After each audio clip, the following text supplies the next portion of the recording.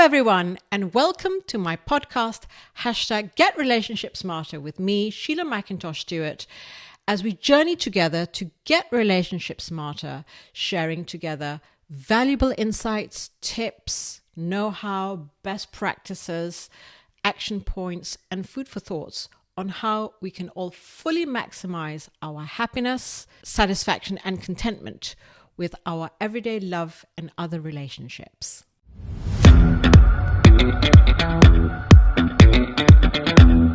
In the light of the historical coronation of King Charles III and Queen Camilla, in today's episode, I want to dive into the intriguing question of what is the special secret sauce and the delicious flavors enhancing their rock-solid, happy relationship.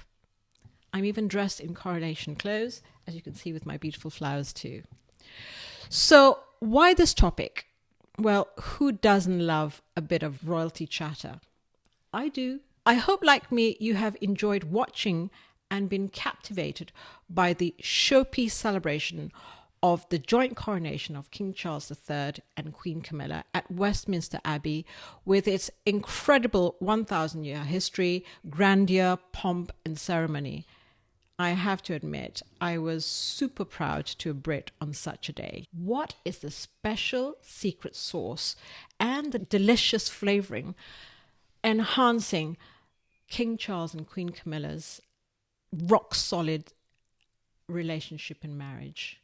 This is a topic which chimes perfectly well with my quest for us all to Get Relationship Smarter. At the very heart of Charles and Camilla's special relationship is their incredible love story.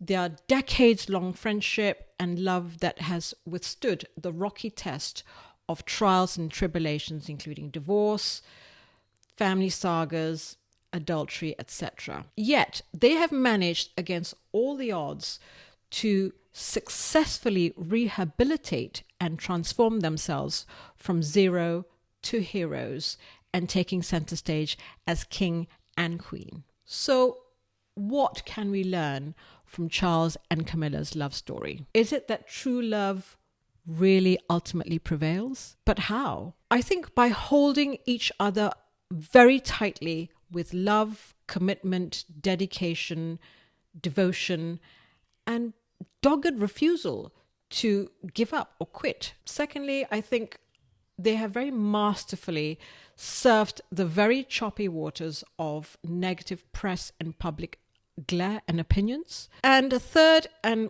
in fact perhaps the most important, is the fact that they never, I think, have lost sight of what's truly important to them, namely their deep love and their devotion and wanting to be together no matter what life throws at them. Surely it is very strong proof that nothing in life worth having comes that easily.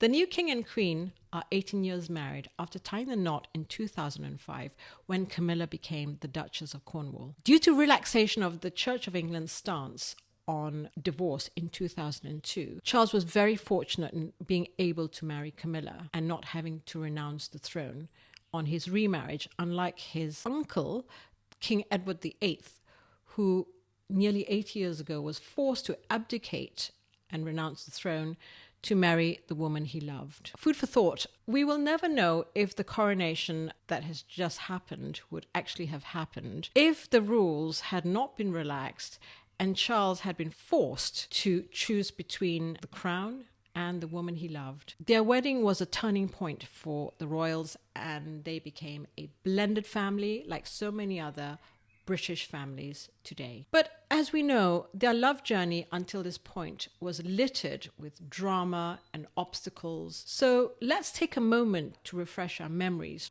Prince Charles, as he was then, and Camilla Shand were already friends before he met and married Lady Princess Diana. The young Charles, in his mid-20s, met Camilla in the early 70s, introduced by a mutual friend. Their friendship blossomed, and at the time, Camilla was stepping out with her beau, Andrew Parker Bowles, a young cavalry officer. By the time Prince Charles went to sea as a naval officer in 1973, the smitten prince had not asked for her hand in marriage. After Charles left for his naval duties, Camilla and Andrew Parker Bowles tied the knot in July 1973. It was said that she was very much in love with him and he was a good choice.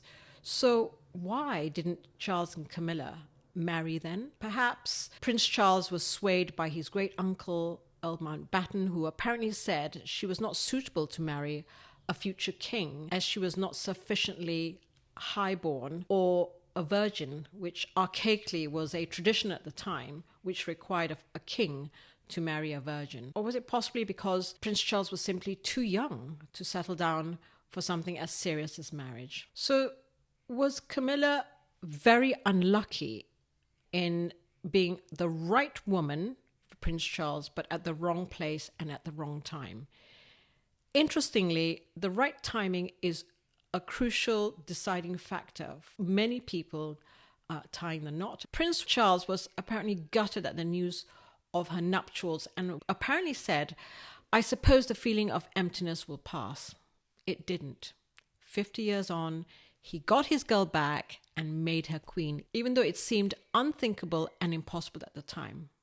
Fate, kismet, call it what you will, but most strongly their dogged determination to be together won the day. But anyway, back to our backstory. By the time Prince Charles was in his 30s, he was under enormous pressure to find a suitable bride. He met and he married the young 21-year-old Lady Diana Spencer in a fairy tale wedding in 1981. I'm sure Prince Charles had every hope and desire to make his marriage to Princess Diana a successful and happy one. But alas, it was not to be. History has shown us just how mismatched and temperamentally unsuited they were to each other on so many levels. And again, their deeply unhappy marriage and divorce is well documented. Camilla and Andrew Parker Bowles divorced in 1995, saying it was a private matter, and Charles and Diana divorced a year later in 1986. Acres and acres of coverage document the Wales's unhappy marriage and affairs, and in a TV documentary in 1994, Prince Charles also admitted to having a close relationship with Camilla, calling her a great friend of mine for a very long time, and she will continue to be a friend for a very long time. Much of the British public blamed Camilla Parker Bowles, as she was then, for the breakup of the Wales's marriage. She experienced much hate, vitriol, anger, and became, sadly for her, one of the most hated women in Britain. After Princess Diana's life was tragically cut short in 1997, Prince Charles and Camilla kept their relationship very quiet, although there was a skillful PR campaign to slowly reintroduce Camilla to public life. In 1999, they both appeared in public for the first time at her sister's birthday party, and gradually she became more present in public life, all the while quietly working hard, promoting causes in the background.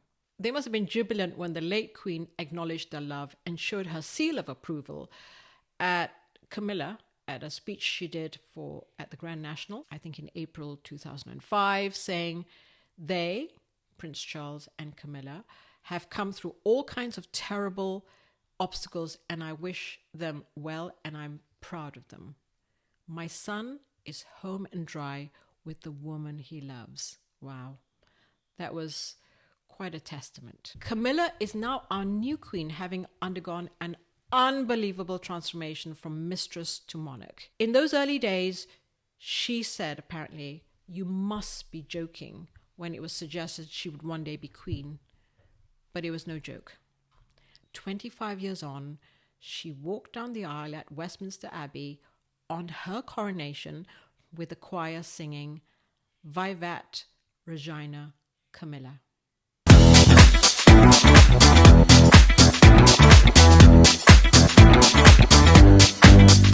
In this section, I want to explore another very high-profile royal couple by comparison, ordinary folk, and what their secret sauce is in their happy and long marriages, and also to see whether there are any common themes we can uncover, which can help us all to be better informed and to #get relationship smarter. So who else can we choose but our very late Queen Elizabeth II and Prince Philip, because of their long romance and because their marriage really is the stuff of legends and probably one of the greatest love stories of all time. So what was their special secret sauce and flavor to their very long and happy marriage?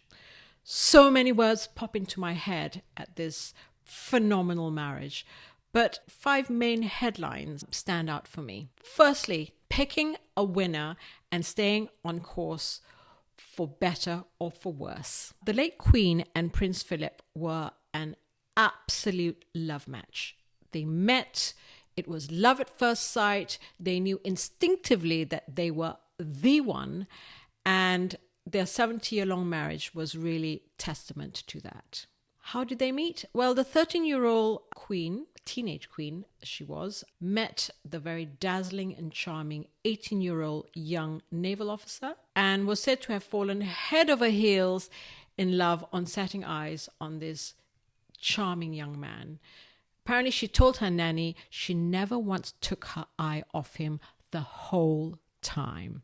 The key thing here is it is not how you started a relationship, but how you journey through it that will determine the longevity of a relationship. And although the Queen started well and successfully made the right call and the right judgment in picking the best partner for her life, that was not what made the marriage so successful. It was actually the fact that they powered through their lifelong marriage and created a strong partnership infused with love, commitment, dedication, devotion, duty, and service, which was really the key driver of the longevity of their relationship. The bottom line is this was an inspiring love story, and they are a real lesson to us all and on how to have a long and happy marriage. Now, the second point I would like to point to is the fact that together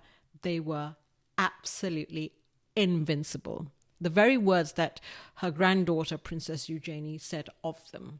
Being in it for the long haul, being 100%, in fact 110% steadfast, loyalty, devotion, tolerance, commitment, and companionship to each other. The late Queen Elizabeth called Prince Philip my strength and stay. Wow, what a powerful phrase to summarize his constant presence, his strength, and his support. I was actually very curious about the word stay, not having come across it in the sort of way that she has said it. And it turns out it's not a very commonly used phrase today, but in fact, stay is an old-fashioned term for corset. It's a support bodice and a term used in the 18th and 19th century. Now, in nautical terms, a stay is a large, strong rope used to support the weight of the mast of a boat. And given his naval background, I suspect that's why the Queen used that word stay to illustrate very clearly what a mighty tower of support and strength he was to her. Prince Philip also talked about the importance of tolerance in his marriage. After 50 years of marriage, the main lessons we have learned is that tolerance is the one essential ingredient in any happy marriage. He said, you can take it from me that the Queen has the quality of tolerance in abundance. Totally 100% agree with that. Tolerance is one of the key planks to any long and successful marriage. The third thing I wanted to touch on is the duty and service aspect of their love for each other. In Prince Philip's case, it was the duty and service to the Queen and country. Now, we all know that when Prince Philip married the late Queen, he had to prioritize and to put her first as Queen and monarch. He led his life of duty and service impeccably and with great fortitude and dignity. He gave up his naval career to dedicate his life to the late Queen and became her lifelong consort. In fact, I think he was the longest serving British consort until his death in 2021. What a remarkable man. It must have been extremely difficult for him, given that he was a talented naval officer, but he did it for his great love for her. In public, he walked a step behind her. He never upstaged her. And I read a very amusing story that when he went on one of his travels to Australia, he met a professor and his wife, and they were called Mr. and Dr. Robinson. And Mr. Robinson said to Prince Philip, "My wife is a doctor of philosophy and is in fact far more important than I am." And he very sort of quick off the mark said, "Ah, yes, I too have that problem in our family as well," he said, which I thought was very amusing. It must have been an incredible strain at times for him to be a consort, and I'm sure that many couples without such a rock-solid foundation in their marriage could easily have crumbled. But it was clear that Prince Philip enabled the late Queen to be who she needed to be through his duty, service, and devotion to her. That is pretty special in anybody's book. But the interesting thing is that in their domestic life, Prince Philip was said to be very much the boss man at home, and the late Queen deferred to him in all family matters. I think the author Ingrid Seward said that he cooked a mean bacon and eggs dish and was very happy to cook for his 4 children when the Queen was not around. And I wish my own husband was equally dab-handed in the kitchen. Alas, not.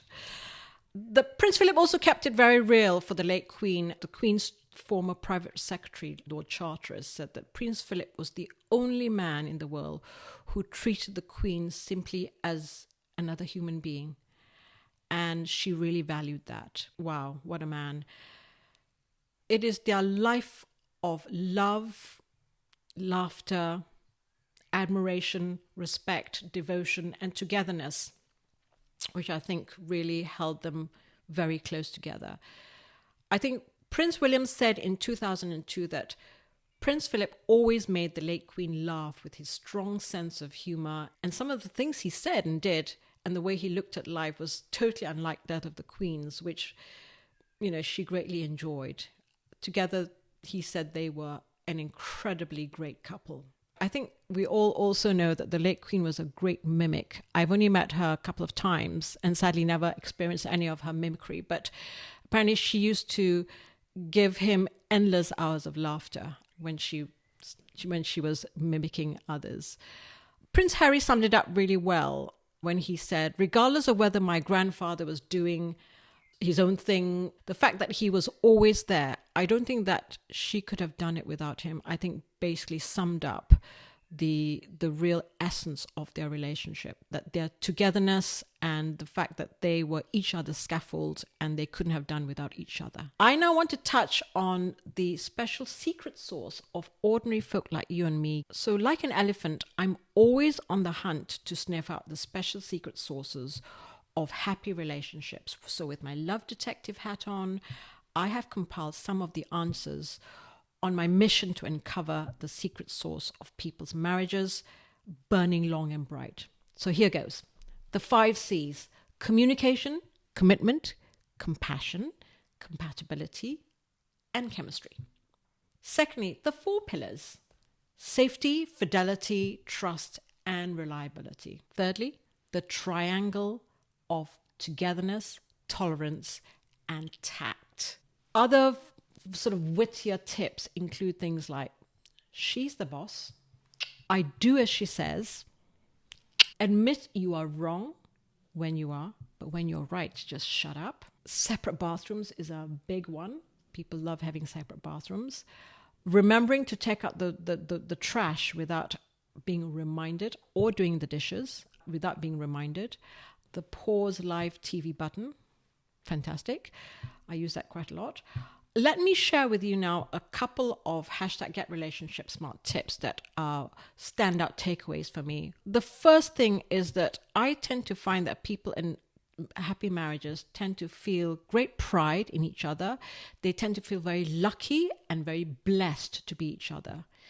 The second thing is people who are happily married tend to actively choose to remember or focus on their partner's strength and not their imperfections. Well, I know it's so much easier to focus on our partner's imperfections when they're annoying or have irritating habits. I try super hard to think about that. The 90% of the good stuff my husband does when he does something that's really driving me around the bend. If you are the same, I would love to hear from you. So drop me a line. Let me know what works for you. I'd love to know what your valuable tips are so we can share them all too.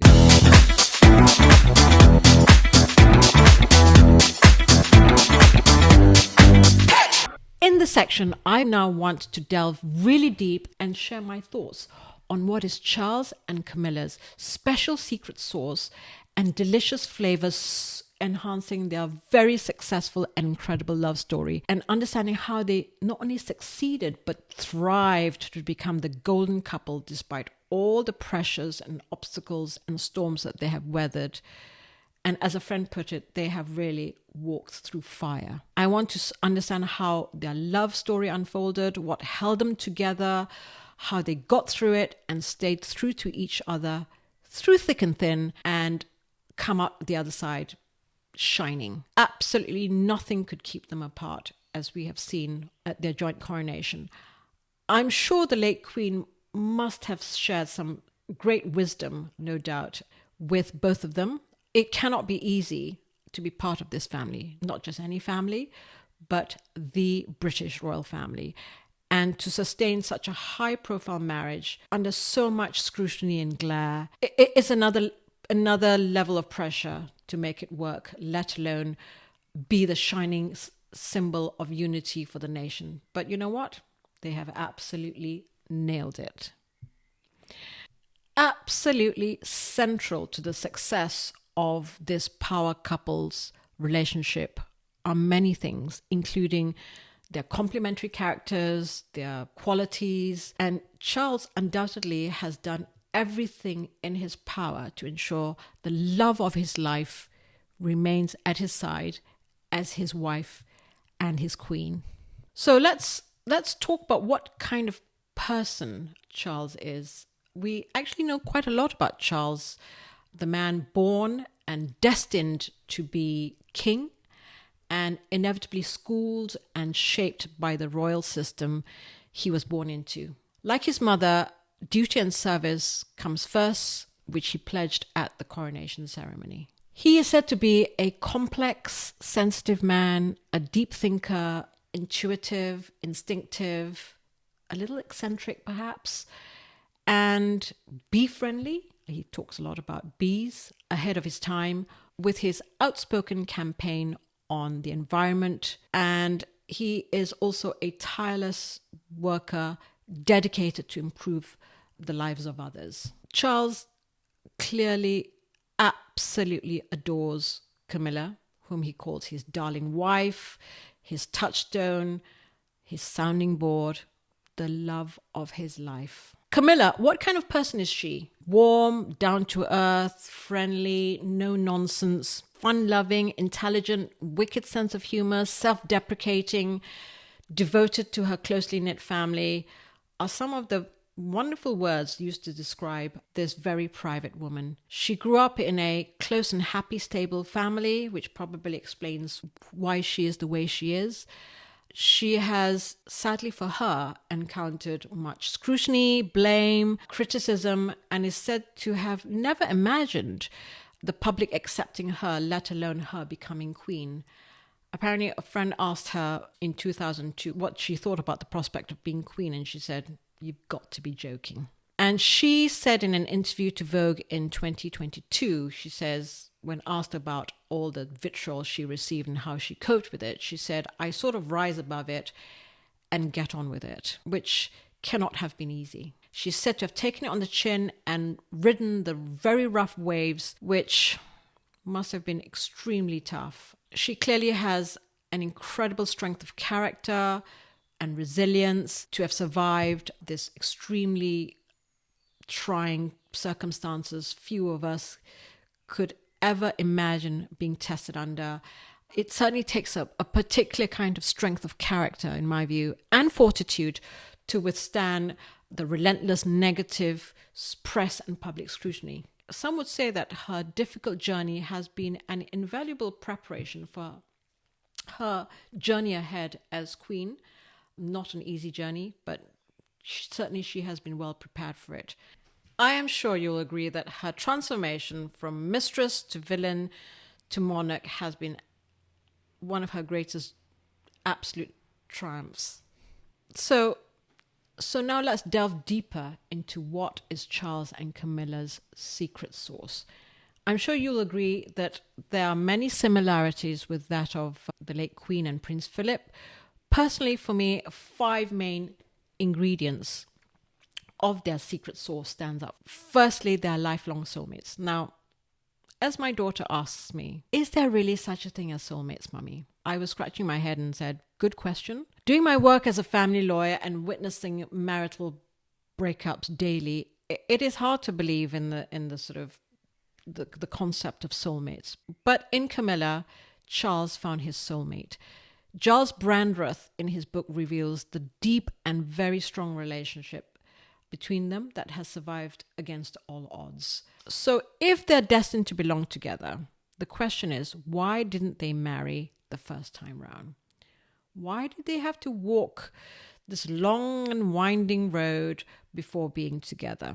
I am convinced that timing and luck plays a crucial role in any relationship success. I really believe that there is someone for everyone at the right moment and at the right time. So I believe that Camilla was super unfortunate in being the right woman for Charles back in the day, but simply at the wrong place and at the wrong time. But fortunately for them, they were extremely lucky to come together again at a later date, at the right time for both of them, and we have just witnessed it ourselves. Or maybe the other question is, was it that destiny played a bigger role in their remarkable love story? Well, we shall never know, but it is still fascinating stuff. The second key standout for me of their secret sauce is their mantra that, for better or for worse, failure is not an option, and taking nothing for granted. They have stayed 110% connected to each other and thrived. The thing is, even soulmates need to work on their relationship because no strong relationship just happens. Charles and Camilla are clearly super relationship smart, for sure, and they will have pulled out all the stops and worked out smartly how to keep their relationship going and burning bright through good and bad times. Laughter and humor is in great abundance in their relationship. And Prince Charles revealed this in an interview he did, and he said that they laugh a lot, which is terrific. Laughter, as we know, is generally a super bonding glue in most happy relationships. Prioritizing time together will also be very high in their very extremely hectic lives as working royals. Camilla revealed again in an interview last year that they try and find time during their very busy moments to have a cup of tea together so that they can sit and chat and touch on, what they're both up to. And it sounds so simple, right? But actually a super smart move, because just even a few minutes together just connects them and makes them, be in touch with each other. The third very important key factor is what I call love pouring out of each other's eyes and making each other feel amazing and loved. Now, watch any happy couple, and the most obvious telltale sign of their happy relationship is the way that they look at each other, the way that they lean into each other, the way that they smile at each other and respond to each other. I see that in Charles and Camilla's relationship. In fact, I see a lot of joy in their relationships. Watch how they look and lean and chuckle at each other and feel totally at ease and relaxed and contented in each other's company. In fact, I was noticing on the balcony on Buckingham Palace as they stood together, gleaming in their royal regalia and their matching crowns. They were laughing and chatting and joking with each other and looking so much in love with each other. And as I say, literally with love pouring out of their eyes. I also see an abundance of what I call the 3 A's in their mutual relationship for each other. By the 3 A's, I mean mutual attention, adoration, and appreciation in their togetherness. He is said to be penguin-like in his love for her. For those of you who don't know what that means, penguins, when they find a mate, they stay together for life, which is such a lovely thing. He's also super proud of her and has said in interviews that she is the best listener. She is said to adore him and looks after him beautifully. In fact, some people have said to me that, in fact, she's the real catch and not him. Regardless, I think they are lucky to have caught each other, and they clearly bring out the best in each other and make each other feel very loved and cherished. And I'm sure they feel very lucky that they have each other in their lives, and blessed as well. I suppose the thing that really struck me was when Camilla's son, Tom Parker Bowles, made a comment about his mother marrying King Charles and saying that Camilla married Charles for love and had no endgame in becoming a queen. The fourth special source in Charles and Camilla's relationship is the mantra, happy spouse, happy life. Now, this is an age-old secret which is very prevalent in a lot of very happily married couples. It's very clear this is in abundance in Charles and Camilla's relationship. They're clearly very temperamentally suited to each other, and they provide each other with the emotional scaffold, as we've seen by their strong, stable partnership. And through their strong, stable partnership, it has enabled him to be who he needs to be, which is monarch of Britain. In fact, in an interview, Charles confirmed that when he said, "It's always marvelous when you have someone who understands and wants to encourage you in everything you do." The Times Royal correspondent Roya Nicker says that Camilla brings out the happiness and the joy in Charles, which is clearly the case. Their strong sense of duty and service is also a central plank in their relationship.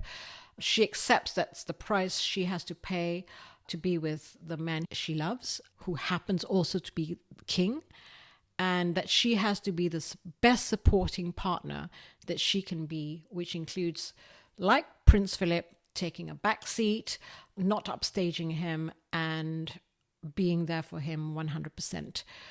Her friend, the Marchioness of Lounston, in fact, she was one of the Queen's companions at the coronation, I think sums it up very well when she said they are a fantastic team and they work so well together, and the support she gives him is just what he needs.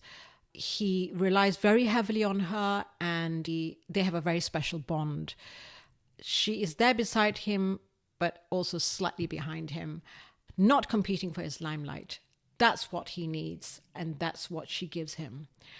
They also know each other so well, and a pat on the back to each other says a million things. Ultimately, he knows that she's there for him, and that to him is worth its weight in gold. The other thing to bear in mind is that it must also be super lonely being at the top, and with Camilla, he has found a best friend, a lifelong companion, which must be a huge plus too.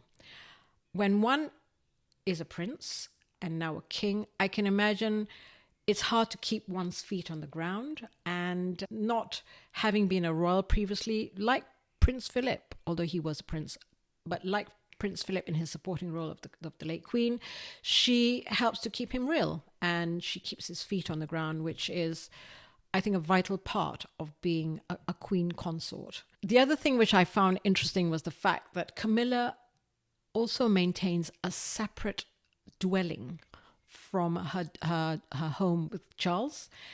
And I thought that was a very good, smart move, because inevitably in their very hectic lives, they sometimes having a bit of a space to run to, or to think, or to be, must be very healthy for their relationship too. So that must also be another very special secret sauce to their relationship. Now, the last and final point, which I think is probably the most important one, is the fact that they probably have never lost sight of what's truly important to each other. They have clearly strained every sinew to stay committed and focused on being together. Charles insisting very early on that Camilla was a non-negotiable part of his life and that he was never going to give her up, basically hammers this home. Alison Pearson, the journalist in the Daily Telegraph, summed it up pretty well when she said, now in their mid-70s, Charles and Camilla have known each other for over half a century, which is a very long time. There is a huge comfort in that.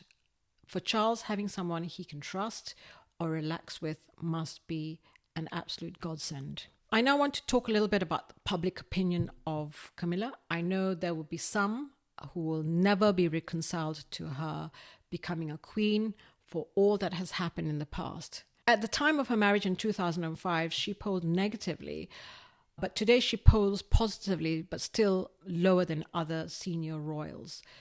So public opinion has definitely softened, and I think time is a great healer too. I also know people who have had a complete change of heart about her, for the way she has conducted herself, the way she has made Charles happy. And so I have no doubt that their remarkable love story will go down in history as one of the greatest love stories ever told. It really is an extraordinary story of love prevailing and triumph despite all the challenges and all their traumas. And clearly, as Nietzsche very smartly said, whatever doesn't kill you makes you stronger. And it's clearly it has worked for them. Whatever hasn't killed them has certainly made them stronger. We can definitely pocket some of their secret sauce to take away with us and apply to our own relationships. I applaud them for being so relationship savvy and smart. And one cannot help but be inspired by their happiness, dedication, love, and commitment to each other, especially in their later life too. I am sure we all wish them so much joy and happiness as they begin this new Carolean era as King and Queen of Great Britain. I raise a glass to them. I haven't got a glass here, but I raise a glass to them and toast their happiness. Long live the King and Queen. That's it for today. I hope this episode was enjoyable and given you a lot of food for thought in helping us all #GetRelationshipSmarter. If you have any great tips you'd like to share on how to #GetRelationshipSmarter, I would love to hear from you, so please do get in touch. Also, be sure to sign up for the #GetRelationship email, which will contain a full summary of the special secret sauce making Charles and Camilla's relationship so deliciously tasty, and also some actionable tips that you can take away and pour into your own relationships. This is Sheela, and until the next time, take care, nurture yourself and your loved ones with love and kindness, and come along on our journey to all #GetRelationshipSmarter. See you next time. Bye.